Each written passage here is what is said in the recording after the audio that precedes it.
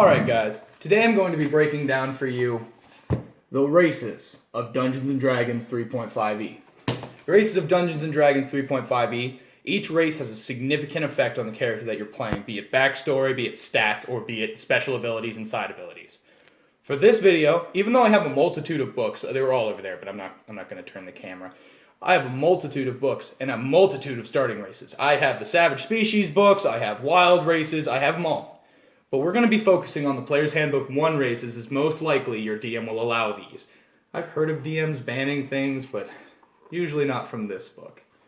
Now, when you get into this book, you got to keep in mind that when I tell you about these stats, I am assuming that the stats you rolled with your d6s, be it 3d6, 1d6s, 4d6 drop lowest, or 4d6 1d6s, God forbid you do epic and 5d6, your DM will hate you. He just doesn't know it yet if he's letting you do that. But I'm assuming that your stats are based and that you are good enough already before changing your race from human to be that class. So don't take it as Rodney said to play a halfling when you're a barbarian. Okay, just because that plus to AC also affects barbarians, perhaps it's not the best decision. Now, have I played halfling barbarians? Yes, I've played halfling barbarians. They are fun. Don't let anyone limit you on what races you're going to play in what classes. Every race can play every class. It's just some will do it better than others. Note on the right side, on the right of our racial ability table, right there on page 12 of the 3.5e Player's Handbook, right in this area, you have a table that says favored class. That is the people, the authors who wrote this, Wizards of the Coast, saying that this class, or this race is really good at this class, like statistically better at this class. But should I limit myself there? Heck no. I've played half-orc bards that played the mandolin, and they did summon instrument, and they're like, boom, and they have a mandolin, and I'm over here inspiring courage. And you know what? Sure, I'm a half-orc bard. You know, but it's still a good time, because your players are having fun with you, your DM's probably like, I like the roleplay of that character. That's flavor play. You have to know there's a difference between statistical play and flavor play. Flavor play is more fun. Statistical play is fun in its own right, where I just kill everything. I'm fun to play. Now anyway, back on topic. You'll notice if you continue watching these videos, I will jump topics all the time, constantly. If I'm not jumping a topic, something's not right. But back to where I'm starting at, we'll go right into it. Our first race is the humans. Humans, like you or me, hopefully you or me, are quick learners. They get a bonus to skill points and an extra feat at first level. My personal recommended class for human would be a fighter. The reason is fighter gets a feat, a bonus feat at first level. You get a feat at first level, and human gets a feat at first level. So that gives you 3 feats at creation. Other classes, say I play a halfling rogue, 1 feat. If I play a human rogue, 2 feats. And while a feat might not seem like the difference between life and death, if you take Die Hard, it literally is the difference between life and death. Anyway, we've got right here, humans. They can play any class at any ability. They can be skill monkeys on any class, and they get a free feat. We move straight from humans to our dwarves. Dwarves are a hardy race, as anyone who's seen any fantasy knows. We're short, gruff, and tough, and they're stable-footed. So a dwarf gets a bonus to his constitution at a cost of his charisma. The dwarf himself, while as capable and handsome and dashing as he might be, likely talks in a gruff, I'm a dwarf, how dare you say, kind of way, which is very off-putting to races like humans, which we speak delicately, we weave our sentences. And then you move from us to elves, and they're like, we spun the weaves of fate. And then you move from elves back to dwarves, and they're like, one day I walk out, And then the elves are over there like, what did he say? And I'm over here like, what did I say? That's a dwarf. And dwarves, they have a 6th sense. Their 6th sense is very important to them. Dwarves have earned this 6th sense because of all their time underground mining. No matter how deep you are underground, you can always ask your DM, and he is required to tell you the distance down you are from the surface. So, I've been tunneling for the past 18 months, 45 degrees downwards. How deep am I? And the DM's like, okay, we'll put you 1,500 feet below, but don't go any deeper. it's starting to get hot. And the player's like, awesome, this is where we're building our stronghold. Moving from now dwarves, they get that bonus, but even though they're short and stocky, they are still medium creatures, so they use all the medium tables. They are just as capable at every combat style as every other race, which explains why they have the fighter as their recommended class, as their favored class. Now, dwarves also gain proficiency with the Dwarven War Axe, which, as a personal fighter main, I will tell you, is a very powerful weapon if used properly. It's like literally an upgraded longsword. Like, to a T, it's an upgraded longsword. You wield it in one hand, and it does a D10 instead of a D8. You can get into all kinds of builds with Dwarven War Axe. Anything that a bastard sword, which requires a feat, a Dwarven War Axe requires a race. Or you could just take the feat for a Dwarven War Axe anyway. For instance, if a human wanted to use a Dwarven War Axe, he could use his bonus feat to get proficiency with that Dwarven War Axe. Dwarves also have dark vision, which humans do not get. Dark vision allows you to see in like pitch black darkness, and the reason for that is because they spend so much time underground. Their dark vision is 60 feet. They also have stone cutting, which gives them a racial bonus on craft stoneworking checks. That's what you've done since you were born. I don't care if you plan on adventuring, you had that strict football level down of like, you're gonna be a craftsman and you're gonna adventure. And you were all like, yes sir, for my clan. You know, that kind of, you were raised in that environment. Racially, you were raised in an environment where you are better at stonework. Now, they also gain stability. Stability means that you get a +4 on ability checks to resist being bull rushed or otherwise losing your footing, such as tripping. You, as short and stout as you are, you still weigh the full weight of a human. And because you're shorter and stocky, you're denser, and you stand with your legs further apart. And you know what? Less people are going to be able to knock you over. You are sure-footed. Dwarves gain a +2 bonus against saving throws to resist poison. That means if there's a poison arrow, thump, you as a dwarf are significantly better at handling that. Now, you gain a +4 dodge bonus to armor class against monsters of the giant type. Now, that is entirely because your race as a dwarf, as a hill dwarf, which is what these dwarves are, hill dwarves, you had to deal with giants and ogres and trolls your entire life, as have your father and his father and his father and his father and his father. And you know what? Throw some bearded women in there too, because they've been handling the ogres just the same. So because of that, you have exceptional training. Your father has given you the tips, or your uncle, or your orphan father, whatever. You have been given training. Perhaps think of it as your public school system if you want, where you have a +4 bonus against, getting hit by these things because you're very good at getting out of the way of their attacks. Now you get +2 on appraisal checks to find the value of different stones, and you automatically speak dwarf. I mean, that makes sense. Moving from dwarves, we go to our third race, the elves, which are, in my opinion, the exact opposite of the dwarves. The elves are an artsy people, favoring to take up musical instruments, and they're very commonly wielding arcane magic. They wield this magic in either a bardic way, which is, I just love playing my flute so much magic started happening, or they studied it at like a wizard's college, or their dad was a wizard, or whatever. They're elves. They live for like freaking forever. So the fact is, you live so long, eventually you'll learn arcane magic. That's my viewpoint on the elves. Now, elves get that +2 to strength, or +2 to dex, and a -2 to constitution. Unlike dwarves, and in fact unlike humans, these guys are completely frail. They are an artsy, beautiful, look at us and don't swing at us or we'll die kind of race. Okay, we're quick, we can pick pockets, and we can shoot arrows really well, but put us in a situation where I have to drink a poison drink against a dwarf and I'll die. Drink a poison drink against a human, I'll die. Drink a poison drink against an elf, we'll both die. Okay, so elves, not tough. They automatically, in comparison to humans, will lose a hit point, whereas dwarves would gain a hit point every level from that con bonus, and this con minus would lose a hit point, which means that, say, elves, which favor arcane magic, so they favor wizards are their favored class, they are very weak. Assuming you play a wizard, and at level 1, your hit dice is a 4-sided pyramid, and your DM does let you do that max hit points at level 1, so you land on 4 automatically, and your hit points are 3, or 2, and you're an elf. So, you're walking around this frail little elf. You've got 3 spells a day in level 0 and 2 spells a day in level 1. I'm going to cast my first spell, Acid Splash. You splash a little bit of acid at them, they take a d3 damage, and then they kill you.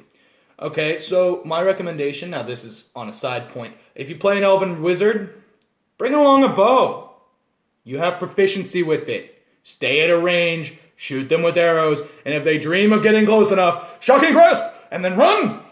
Okay, you can do a 5-foot shuffle, and then a full round action. So you 5-foot shuffle, and you literally tell your DM, I am running away. So you multiply your movement speed of 30 by 3, move at 90 feet per round, and you literally just go, run back 60 feet, and next round you're like, boom! Oh gosh, he's close to me again. Shocking Grasp, and you run like the wind, Mr. Elf. That is what you do. Also, a very fun way to play elves are not cowardly elves and play like a barbarian elf. And you just have that d12 hit dice, so you don't care that you're an elf. But you are still fully capable of killing everything. It's a very fun roleplay kind of class. And that dex bonus is very good on barbarians as they wear light armor. Elves get a load of other bonuses. First off, they are immune to magical sleep effects. They can't be sleeped because they don't sleep. Elves don't sleep.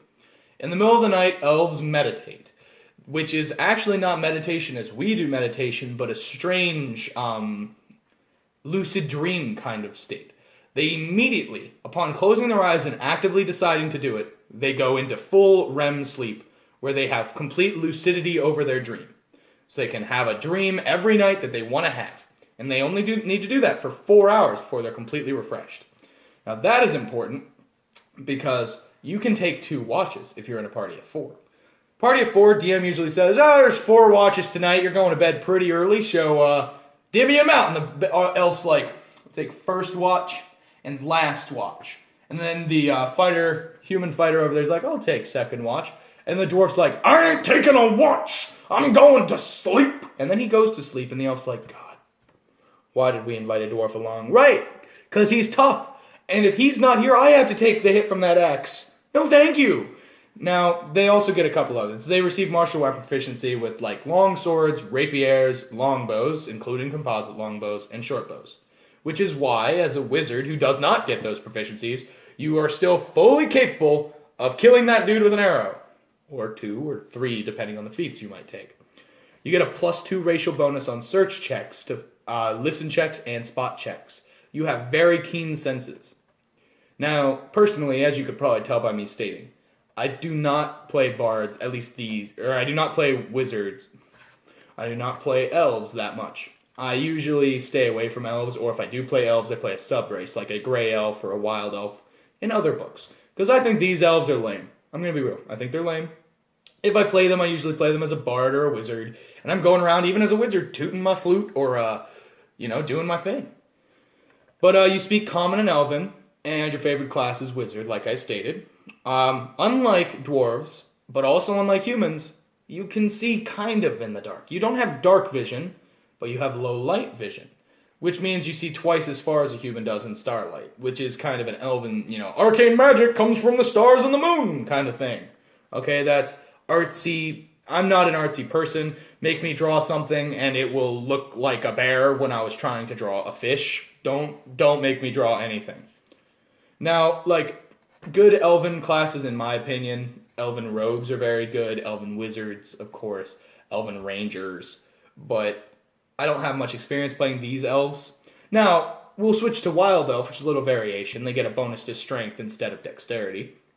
Or no, they get a bonus to strength and a bonus to dexterity, but then they get a minus to intelligence and a minus to con.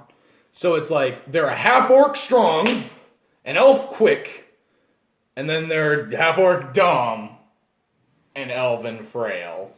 So, wild elf is my favorite elf to play because they're +2 to strength and dex. I mean, bonus +1 to hit and a +1 to my armor class. So what's the downside? And role-playing a wild elf, I actually played a wild elf, aristocrat, barbarian. Aristocrat's a spoiled rich boy. And I'm a wild elf. And I'm a barbarian. Fun time. Would recommend elf for other people, but I've never been much of an elf player, and I understand where elven players come from. It's just not my style of play. And I don't want to tell you not to play elves, because they're just as good as many other races in many regards, but it's just, I personally don't like them that much. After elves, we have gnomes. Gnomes are like dwarven cousins. Now, at the end of when I describe these races, I'm going to actually go to the anti-races, but that'll be right after this.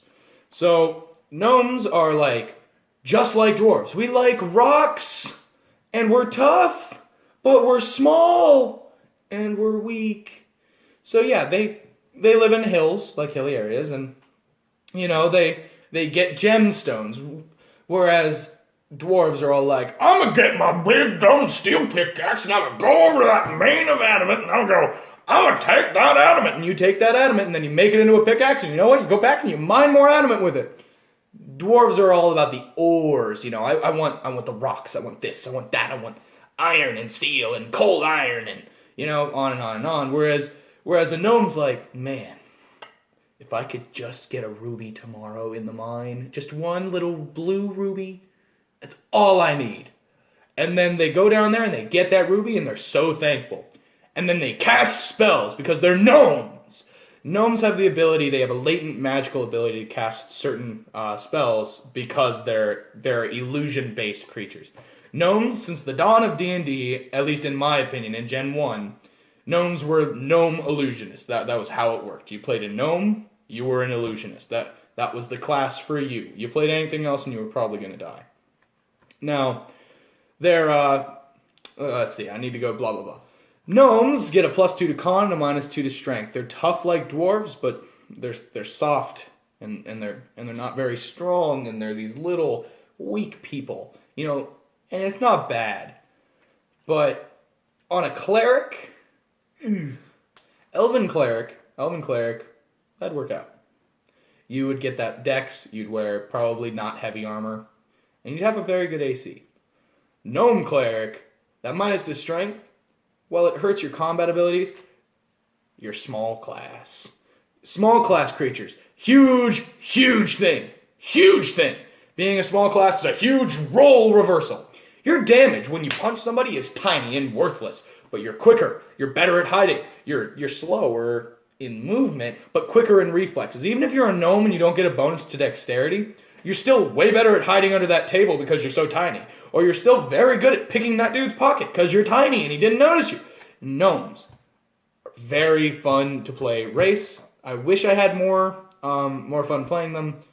I personally also don't play gnomes that much. I usually stick to the human primarily, or play something completely wacky like a half-orc bard. Now, you get the weapon familiarity, you get gnome hooked hammers, which gnomes used to. I got the tiny little gemstone out of that wall. Don't tell the Lord I just broke his castle! And then he runs off. Okay, you also get low light vision like an elf. And you get your small class creature bonuses. As a small class creature, you gain +1 on a armor class, +1 to hit. That's right, screw your strength. I get a +1 to hit you because I'm smaller. Okay, so +1 to hit, +4 to hide, and you use smaller weapons and your carrying limits are lowered by 2/3.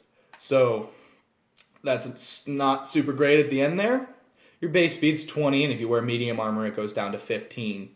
Boo-hoo. This grid here, it's not going to like you if you're moving 15 feet. You get +2 on saving throws against illusions. You're a natural illusionist. You were born to make illusions. You can tell when that one's fake. Okay? You can see that the difference between that spider and an illusionary spider. And then you should probably run, because that spider is almost as big as you are, or at least the size of your hand. Now, you also gain +1 to difficulty class for all saving throws for illusion spells cast by you. So if you think back to when I was saying, actually that might be in a different recording now. Anyway, if you think back, I was saying, at least in a different recording, that the DC of certain cleric spells is based on charisma. And the difference between a cleric spell affecting a target and not affecting a target, even by 1 point difference, is very huge. For illusionists and gnomes, that +1 to DC to think that my illusion's fake it's very important. The difference between you believing that my shadow is real and you not believing that my shadow is real can make my shadow of the Tarask at, I think I was like 19th level or something. I cast Shadow Greater, and my hit dice that I could create was like 35. And I was like, give me the monster manual. And I got the biggest, meanest monster in there, the Tarask, and I made a shadow of it, and the enemy believed it.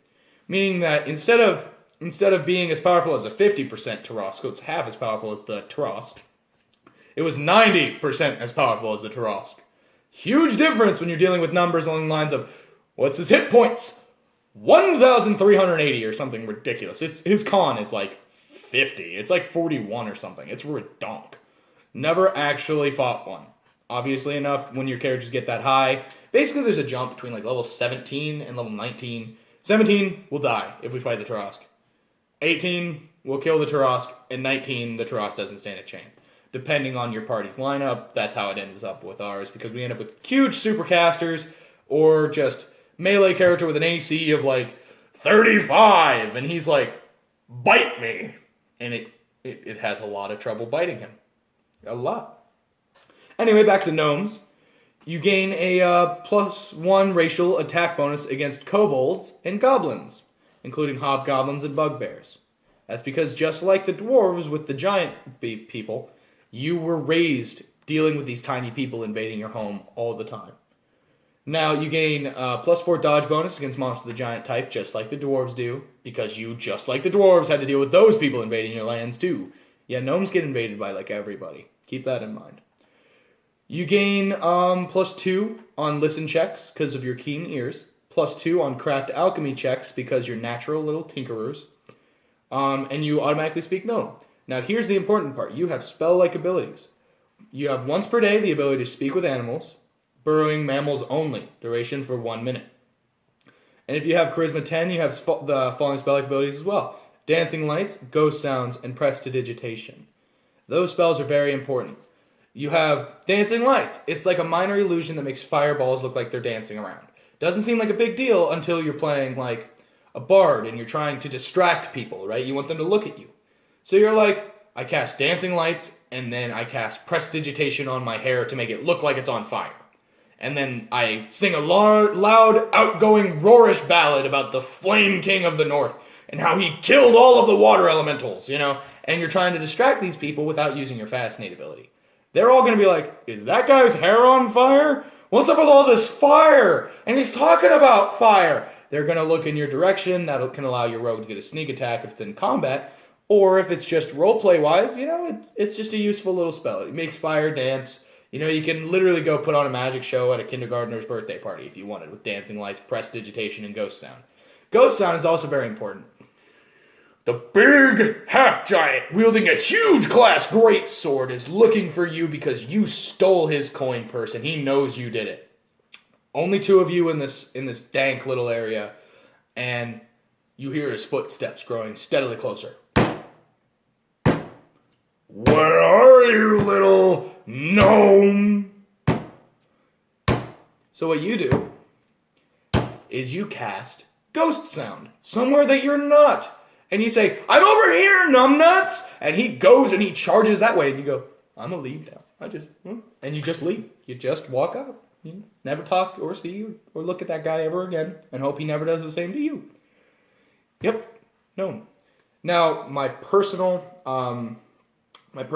favorite gnome is a bardic gnome or a rogue gnome. Gnomes are a fun class to play, or fun race to play for many reasons, but gnomes and halflings they're supposed to dislike each other, but I always like to envision them as my little buddies. So when I play a gnome, you know, don't fall into the pitfalls of playing a small class creature, okay? Small class creatures are a lot of players when they first start, ooh, I'm a gnome. It's nice to meet you guys. No, don't be that guy. Don't. If you're playing a gnome, just assume that your characters in the game hear the higher pitched voice. Because no one wants to sit around for 12 hours hearing me talk like this. Yeah, did I tell you guys that I found a note? I found a note about 3 weeks ago. I didn't want to tell you guys until now. but actually the king ordered the three of you to go see him in his castle. Well, why didn't you tell us this? Well, I just figured you didn't really care, and you know what? I'm gonna be real. You took not enough watches. I was angry about you for not taking enough watches. That's why. And then that guy gets beheaded. But at the same time, am I angry about my character being beheaded by a king? No. Well, yeah. But I'm really angry that I've been playing with this gnome for 8 hours. This gets very annoying very fast. Moving on to half-elves, don't play them. Moving on to half-orcs. Half-orcs, big, beefy monster arms, okay? You are stronger than the average man. I dare you. You're a half-orc. Half-orcs in their vocal cords should probably be a little bit deeper than a dwarves if you're going to be role-playing them. If you choose not to role-play them, that's also your business. They get a plus to strength, but they're minus to intelligence and a minus to charisma. You're stupider than most people, and you're uglier, or you speak less fluently, depending on your orc. If you look at some of the players in the player's handbook, some of the images, you'll notice that none of them are half-orcs, or at least you don't think they are. But start watching their skin tints. If they have a green tint, I like to think as a player that might just be a 16 charisma half-orc, and all of his half-orcness is hidden, except he still speaks funny compared to the average person. So he might be super hot looking, but I just don't have a voice. Or I'm just always angry. How dare you? Half-orcs, you are always angry. And if you're not always angry, that's up to you as a player. But half-orcs are pretty straightforward, okay? Half-orcs get a +2 to strength and a -2 to intelligence and charisma. Actually, where's the rest of their entry here? Half-orcs. You have dark vision, just like dwarves do. And you have orc blood. So if an opponent has a great axe, that is a great axe of orc decapitation. Anytime this great axe attacks an orc, it decapitates it. Sorry, buddy. You qualify. That's not always great, but, it's just not... I don't see any positive to having orc blood, except maybe you could get in with an orc tribe, roleplay-wise. If your players come across an orc tribe, you could just kind of wander up and be like, and they're all like, is that an orc? No, looks like child of man. And you're all like, no, me orc. And you say it in orc, okay? And they'll be like, oh. And then you walk up to the biggest, meanest one, you punch him in the jaw. And if he goes down, they respect you and they invite you into their tribe. And if he stays up, it's now a death match between the two of you. And if you win, they respect you and they bring you into their tribe. If he wins, you die. Just for roleplay. Halflings are a lot like gnomes in the fact that they're small class, but halflings are very... Okay, in Dragonlance, they're Kender, but halflings, they don't really fear anything. They have this childlike look, but they're not children. Okay, they're smaller, they stand a little shorter than gnomes do, and just whenever you're thinking about what a halfling looks like, think about a 6-year-old kid. Okay, that's where I picture a halfling. They have a weirdly stretched head, but their hair covers it, so it's it's not hard to visualize them. They get a bonus to dex and a minus to their strength.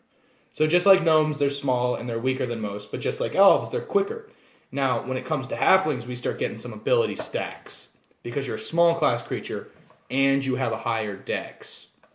So, I recently, actually in a current campaign I'm playing right now, I'm playing a halfling cleric of Ouijas, lawful evil.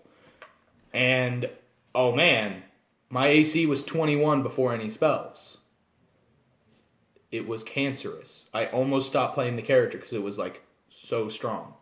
I had, death touch once per day as well. It was cancer.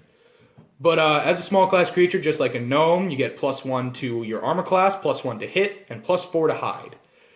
You use small weapons, and you have 1/3 the carrying capacity, or 3/4 actually. You're 3/4 of a medium creature. You move at 20. You have +2 on climb, jump, and move silently. You're agile, sure-footed, and athletic. You gain +1 on all saving throws, +1 on all saving throws. That means fort, reflex, and will, and a +2 on saving throws against fear because you don't fear anything.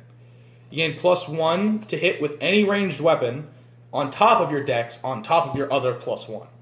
That's right, if you have like a sling, or I guess you could even just take a stone, and you could chuck it. Racially, I have a +2 to hit with that before any stats. Now a +3 if you counter in my dex and it's a ranged weapon. Before anything else, before I even have stats, I have +3 to hit. That's better than some fighters. Now, not a lot of fighters, but some. Okay, that could be a fighter who plans on multi-classing. Okay, you getting +2 to listen because you have keen ears, and you automatically speak human and halfling. Or common and halfling. I like to call common human. Now, we're going to go back to our races, and I'm actually going to tell you about the anti-races. They're a little side thing.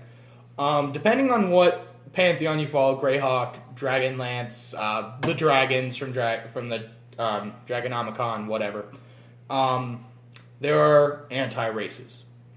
Which means that there is a race that is passively evil, that is the exact counter to your race.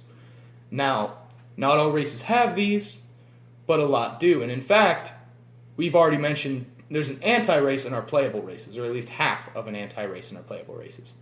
So, we will start with our easy ones, our elves. Their anti-race is a full orc. Full orcs and elves are anti-races. They passively hate each other, they basically can't get along, blah, blah, blah.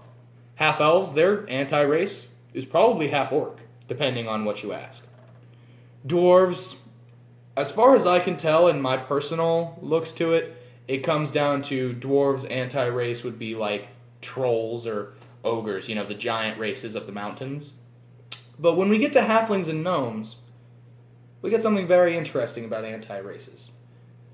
Gnomes and halflings have bonuses specifically against goblins and kobolds, other small class creatures that in turn also have bonuses against halflings and gnomes.